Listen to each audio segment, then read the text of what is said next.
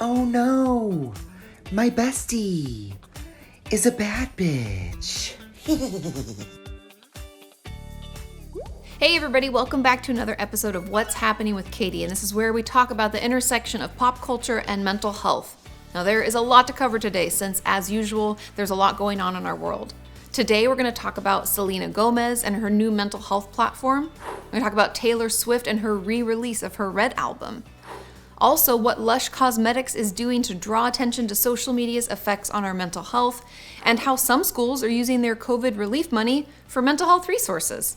And we're also going to discuss college sports and their mental health initiatives, and Grimes. She's back online and she's talking about her anxiety and PTSD. Okay, first up, we have Selena Gomez launching her new mental health platform, Wondermind, with educational resources. Wondermind is a mental health platform focused on connecting people with educational resources and ending the stigma around mental illness. Selena has teamed up with her mom, Mandy Teefey, and the Newsette founder and CEO, Daniela Pearson, to create this media company, which is set to launch in February of 2022. Now, Selena has been pretty open about her own struggles with mental illness and sharing her battles with depression, anxiety, and just last year she shared her recent diagnosis of bipolar disorder. She explains that once she knew more about the diagnosis, it wasn't as scary as she originally thought, which may be why a big part of Wondermind is connecting people with important resources. And I think there's a lot to this, and it's really important that people are, easily connected to educational content about their mental illness. Hence why my YouTube channel existed in the first place, is because we don't know what we don't know, right? And being able to turn to a reputable resource and get information can be completely life-changing. And also, I think it's really important that we have more access to helpful resources because, as we know, seeing a therapist, psychiatrist, it can get very expensive. It can be difficult if we're in a rural community. And I just think this is going to be a wonderful way for people to get access more easily to the mental health stuff that they need. Next, we're going to talk about Taylor Swift's re-release of her Red album, which has famously documented her relationships with John Mayer, Harry Styles, and most referenced Jake Gyllenhaal. But because I haven't kept up with all that's been going on with the situation, I want to turn to my good friend and faithful Swiftie, Jared Kraft. Take it over, Jared. Okay, thanks, Kati. I am Jared. I'm your resident Swift correspondent, a self-proclaimed Swiftie, and according to the 2021 Spotify Wrapped, I'm in the top 0.5% of Taylor Swift listeners on Spotify. Just for some context and some background, Taylor Swift is re-recording her first 6 albums. The reason being is she didn't actually own that music. That was owned by her record label. When we're talking about the Red re-release, the most important song, or probably now famous song from that re-release, is the full cut of All Too Well. Now, All Too Well is a song that is probably the critics' favorites and the fan favorites of Taylor Swift. Now, this original song was 10 minutes. It was cut down to 3 to 4 minutes for the original Red album. And so as part of that, we get more context into Taylor and Jake Gyllenhaal's relationship. One thing that, has come out of that song and all over social media, especially on Jake's comments, is the scarf. And so Taylor often references the scarf in All Too Well. And in this Swiftosphere, or on Swift Talk, it is largely accepted that the scarf is just a metaphor for her virginity. And so we don't know if this is true or false, since Taylor does not comment on her actual music or the details of her lyrics per se. But what we do know is that this relationship had a significant impact in her life. When we look at these lyrics, there was something about Jake and ending with Jake that hurt her in a really, really deep way. This could be her virginity, it could not be. What we do know about virginity is that it is very common, especially in America, for people to hold it in a very, very high regard and to save it and to plan for it. And with that comes a lot of expectation. So if the scarf is truly a metaphor for her virginity, we know that Taylor was leading up to this moment, and likely the end of this relationship was more than just a 3-month fling, but it was also what this relationship stood for, or how she looked at it and its significance in her life. I think regardless of the virginity or not piece, it is clear that she had big expectations and wrote, a universe around this relationship. When this ended, it's probably more than just the 3 months or the facts of this relationship ending, but what Taylor Swift wrote the relationship to be in her mind. And likely she wrote it to be several years, if not a lifetime, that included a marriage and kids and spending holidays together. So when something like that ends, it's not just those 3 months ending, it's an entire lifetime of romance that you've made up in your head that has ended. Despite some of us having different variables in our life, a lot of us behave the same way and interact with each other in the same way throughout, this world. Yeah, that's all I got for you guys today, and I'm gonna toss it back to Katie. Taylor talks about how she writes her songs. It's kind of like her form of journaling. And I think there is something really important and pivotal there even when you dig back in and she's re-releasing this, like she said publicly, it's like she's a different person now, right? She's grown so much. I think that's why journaling can be so powerful, because we don't often see the change day to day, but when we jump back 10 years or even 6 months, then we can see just how far we've come. And I think that could be really empowering and motivating, which is part of the reason why I offer twice weekly journal prompts through my YouTube memberships, because I think it's really that important. Onto a wonderful and surprising note, Lush Cosmetics has recently removed themselves from Instagram, Snapchat, Facebook, and TikTok in an effort to draw attention to how those platforms are damaging people's mental health.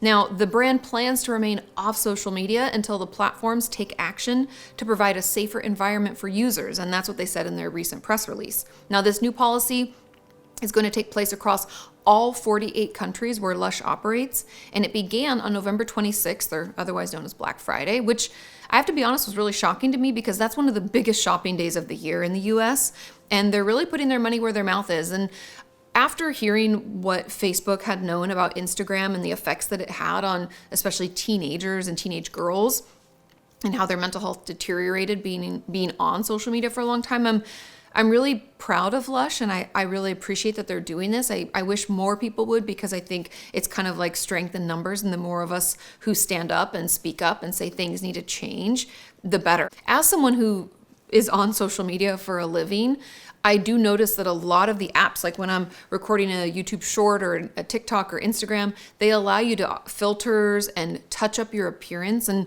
sometimes I feel like it's kind of important that we show who we really are and what we really look like, instead of just the highlights or us with filters on, because we can lose sight of what real life is supposed to be like. And so when we get off of social media, and I'm speaking personally here, I look around at my own life and I'm like, man, I'm not doing as well as them. And that comparison factor can be so detrimental to our mental health. Hence why one of my favorite quotes is, "Comparison is the thief of joy."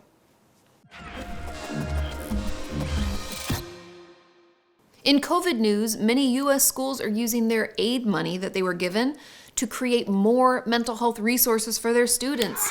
Hooray!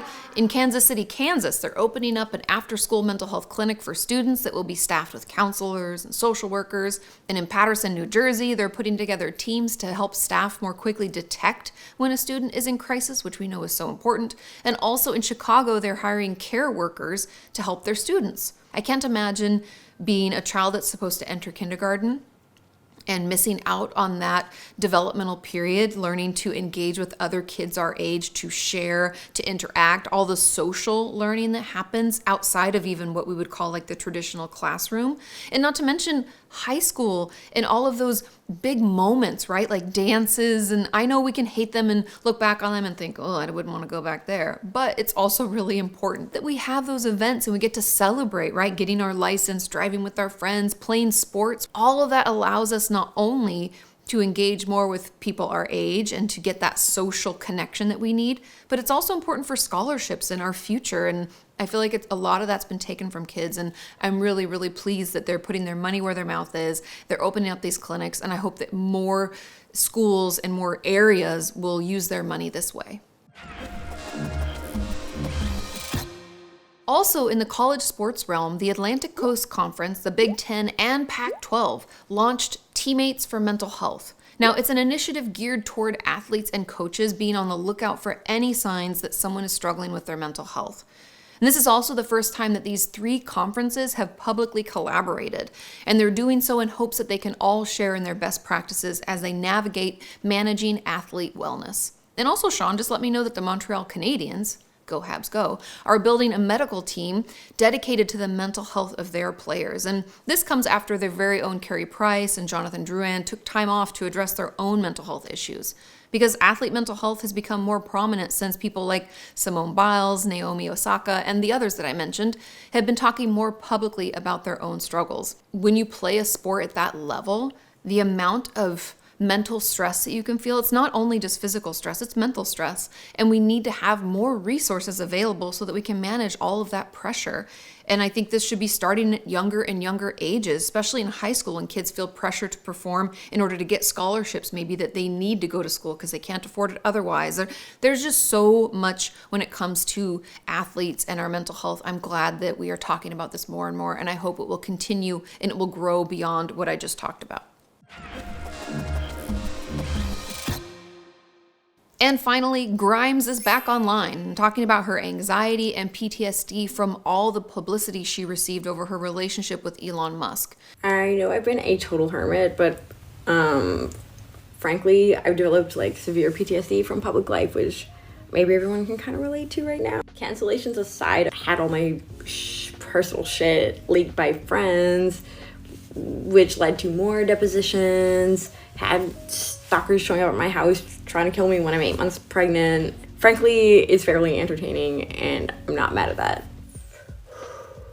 Long story short, I've developed debilitating anxiety about being online, which has been super annoying to my label, my team, and me, because fear is the mind killer, first of all. If I'm gonna succumb to my own personal anxieties, then what am I showing my kid, right? I'm really glad she's talking about this. I know that a lot of times when it comes to celebrities or people who have a lot of money, we can assume that what happens to them or what we even say maybe to them online doesn't affect them the way it does us. But you can tell just by the way that she talks about her PTSD symptoms and her anxiety that she's just really uncomfortable and not really sure how to put words to it. And I think a lot of us can relate with that. And I'm just glad that she's at least opening up, being honest. And at the very least, I hope that this encourages anyone else out there struggling to come forward and speak up and get the help that they need sooner rather than later. It's hard to speak about to speak about Taylor Swift as a Swiftie in such short form.